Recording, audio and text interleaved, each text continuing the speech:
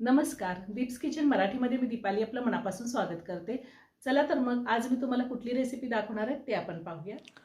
आज मी तुम्हाला मटार खिमा कसा करायचा ते दाखवणार आहे। तर त्यासाठी मी 300 ग्रॅम वटाणा घेतला होता, वटाण्याची शेंगा घेतल्या, त्यानंतर त्यातले दाणे काढून स्वच्छ धुवून मिक्सरला पल्स मोडवरती असे फिरवून घेतले। असं जाडसरच आपल्याला फिरवून घ्यायचे। 7 ते 8 काजू, 1 चमचा तीळ, 1 चमचा खसखस आणि 1 चमचा मगजबी मी साधारण अर्धा तास पाण्यामध्ये भिजत ठेवलेला आहे। 2 मीडियम साईजचे कांदे मी चॉपरमध्ये कट करून घेतलेत। 2 मीडियम साईजचे टोमॅटो मी चॉपरमध्ये कट करून घेतलेले आहेत। आपल्याला कांदा आणि टोमॅटो बारीक कट करून घ्यायचे। 1 चमचा आलं लसणाची पेस्ट, साधारण 7 ते 8 लसणाच्या पाकळ्या मी अशा बारीक कट करून घेतलेल्या आहेत। 2 हिरव्या मिरच्या, थोडी कोथिंबीर। पावडर मसाल्यामध्ये अर्धा चमचा हळद, अर्धा चमचा जिरे पावडर, 1 चमचा धने पावडर, अर्धा चमचा गरम मसाला, 1 चमचा काश्मीरी लाल मिरची पावडर घेतली। ही कलरसाठी घेतलेली आहे, तुमच्याकडे नसेल नाही वापरली तरी चालेल। 1 चमचा माझा घरगुती कांदा लसूण मसाला आहे। 7 ते 8 काजूच्या पाकळ्या मी काढून घेतलेल्या आहेत। आपल्याला चवीनुसार मीठ लागणार आहे आणि तेल लागणार आहे। मी इथं मिक्सरचं भांडं घेतलंय, त्यामध्ये काजू, खसखस, मगजबी आणि तीळ हे जे आपण अर्धा तास पाण्यामध्ये भिजत ठेवले होते ते आता मिक्सरला बारीक करून घ्यायचे। आपल्याला बारीक पेस्ट तयार करून घ्यायची। मी मिक्सरला बारीक पेस्ट तयार करून घेतलेली आहे। आता आपण मटार खिमा करूया। गॅसवरती कढई ठेवली, त्यामध्ये 2 चमचे तेल घातले। तेल गरम झाले, त्यामध्ये मी 1 चमचा जिरे घालते। मी जिरे दाखवायचे विसरले होते। त्यातच आता मी हिरव्या मिरच्या घालते आणि आपल्याला कांदा घालायचा आहे। कांदा थोडासा लालसर रंग येईपर्यंत आपल्याला परतून घ्यायचा आहे। थंडीच्या दिवसात वाटाण्याची शेंगा भरपूर मिळतात बाजारात। तुम्ही ह्या पद्धतीने मटार खिमा एकदा नक्की करून पहा। कांद्याचा रंग चेंज झालेला आहे। आता आपण ह्यामध्ये आलं लसणाची पेस्ट घालूया आणि आलं लसणाची पेस्ट घातल्यावरती सुद्धा मी 1 ते 2 मिनिटं चांगलं परतून घेणार आहे, म्हणजे आलं लसणाचा कच्चा वास निघून जातो। आलं लसणाची पेस्ट सुद्धा मी परतून घेतलेली आहे। आता बारीक चिरलेला लसूण घालते। तुम्हाला जर नसेल घालायचा असा बारीक चिरून लसूण नाही घातला तरीही चालेल, पण खूप छान स्वाद येतो। आता त्यातच आपण बारीक चिरलेली कोथिंबीर घालूया आणि बारीक चिरलेला टोमॅटो घालायचा आहे। कांदा टोमॅटो एकदम बारीक चिरून घ्यायचे।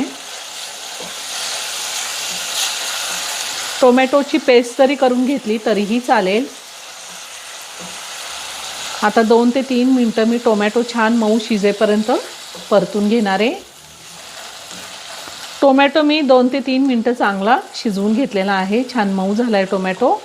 आता आपल्याला ह्यामध्ये पावडर मसाले घालायचे। हळद घालते मी, कांदा लसूण मसाला, धने पावडर,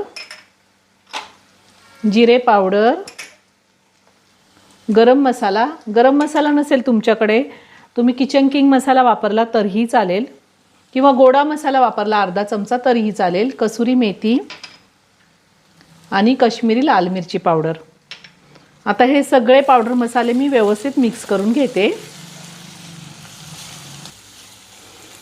पावडर मसाले मी व्यवस्थित मिक्स केलेत। आता हे पावडर मसाले करपू नयेत त्यामुळे मी थोडंसं पाणी घालते। आपल्याला अगदी थोडं पाणी घालायचे आणि तेल सुटेपर्यंत हा मसाला आपल्याला चांगला शिजवून घ्यायचा आहे। मसाल्याला छान तेल सुटलेलं आहे, मसाला व्यवस्थित परतून झालेला आहे। आता ह्यामध्ये आपण काजू, तीळ, खसखस आणि मगजबीची जी पेस्ट तयार करून घेतली होती ती घालायची आहे। गॅसची फ्लेम मी लोवर ठेवलेली आहे। आता हे सगळं व्यवस्थित मिक्स करून घेऊया। मी ही पेस्ट व्यवस्थित मिक्स करून घेतली। आता मिक्सरच्या भांड्यामध्ये सुद्धा मी थोडं पाणी घातलं होतं आणि तेही मी ह्यामध्ये घालते।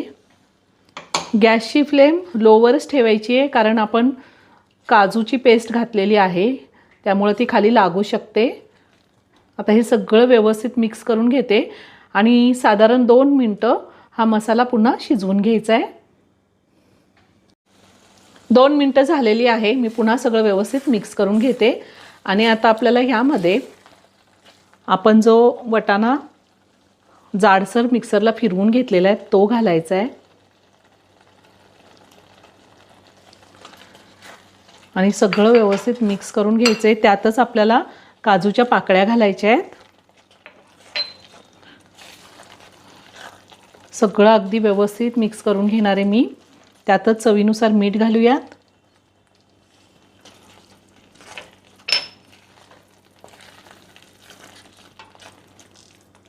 आणि आता आपल्याला यामध्ये पाणी घालायचे.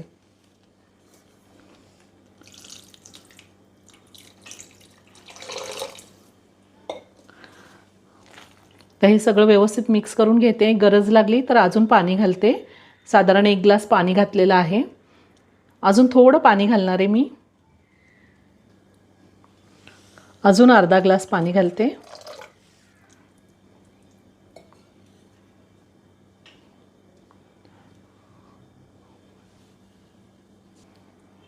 आता झाकण ठेवून वाटाणा शिजेपर्यंत आपल्याला हा किमा शिजवून घ्यायचा आहे. साधारण 10 मिनटं झालेली आहे. मी गॅसची फ्लेम मिडियमवरती ठेवून मटार किमा छान शिजवून घेतलेला आहे. आता मी गॅस बंद करते आणि किमा एका प्लेटमध्ये काढून घेते. तुम्ही नक्की करून पहा, खूप खूप छान होतो. तयार झाला अगदी साध्या सोप्या पद्धतीने मटार किमा. ह्या थंडीच्या दिवसात नक्की हा मटार किमा करून बघा, खूप छान होतो. व्हिडिओ जर आवडला तर व्हिडिओला लाईक आणि शेअर करायला विसरू नका. रेसिपी आवडली असेल तर कमेंट करून नक्की कळवा.